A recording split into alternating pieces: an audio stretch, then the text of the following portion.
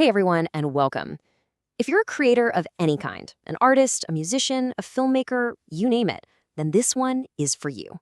We're going to dive into copyright, which is honestly one of the most essential tools in your toolkit for protecting your work and actually building a business around it. So let's get right into it. Just think about this for a second.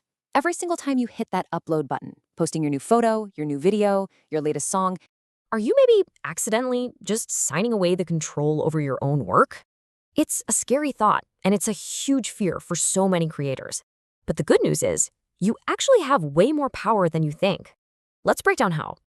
So, we're kicking things off right at the beginning, at that magic moment when your idea actually becomes a real thing.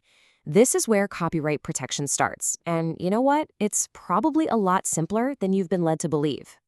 It really is this simple. This is the absolute foundation of all copyright law. The moment you make something, you own it, period. The law automatically sees that connection between you, the creator, and the work you made. The key word to really focus on here is automatically. This is so important. You don't have to fill out a form. You don't have to pay a fee. You don't have to do anything for this basic copyright to just exist. The law grants you this protection the instant your work is fixed in some kind of tangible form. So, what does it actually take? Just these two things. First, the work has to be original. That just means you made it yourself and it has at least a little spark of your own creativity in it.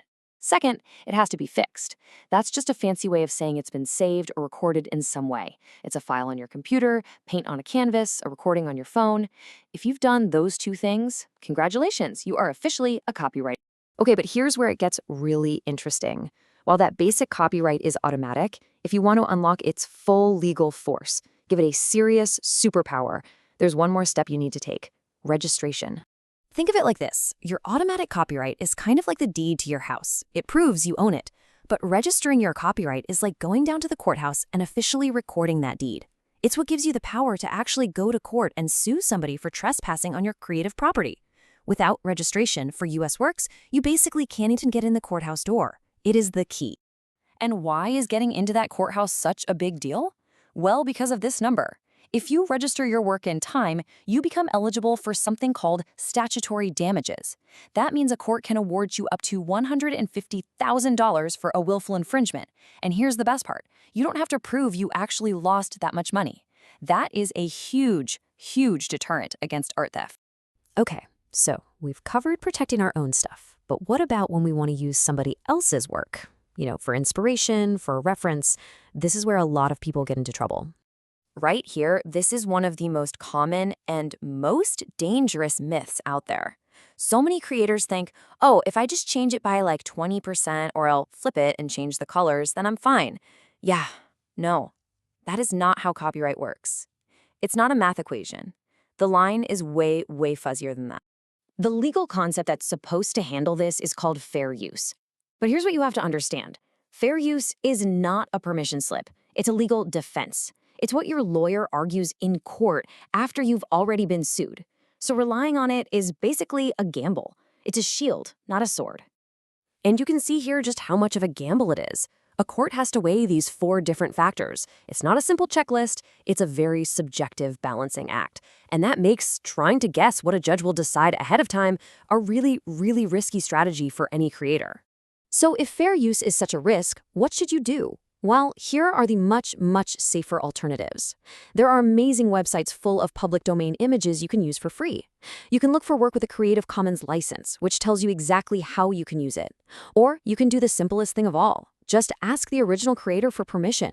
Or even better, just take your own reference photos. All right, let's move on to the place we all live and share our work, online. When you upload your art to social media, you're clicking agree to their terms of service. And you might be giving away a lot more than you think. Take a close look at that column in the middle, sublicensing to other users. That's the permission you give the platform to let other people use your work. You'll see that YouTube and Instagram are pretty limited. But then you get to TikTok. Their terms are incredibly broad. They give themselves and other users really extensive rights to make entirely new things with your content. And here it is, pulled right from their terms. This clause gives other users a license to remix your art, your music, your videos, and often without getting your permission again. And in some cases, the license you grant is called perpetual and irrevocable. It's a powerful reminder to, maybe actually read the fine print sometimes. Okay, I know that last section might have sounded a little terrifying, but don't worry. You are not helpless. There are really powerful tools you can use to fight back when someone steals your work online. Let's talk about how to actually enforce your rights. This right here is your number one weapon for fighting art theft online, the DMCA takedown notice. It sounds super official, but the process is actually pretty simple. You find the stolen content, you draft a notice with all the required info, you swear under penalty of perjury that you have a good faith belief it's stolen, and you send it to the website's designated agent. The platforms are legally required to respond to a proper notice, which makes this a direct and incredibly effective way to get your stolen work taken down. So let's wrap it all up with this. Copyright isn't just some dusty old legal idea. It's a real business asset. It's the legal structure that lets you control your work, make money from it, and build a career from your passion. Understanding it and using it the right way is one of the most important business decisions you can make. The only question left is, are you?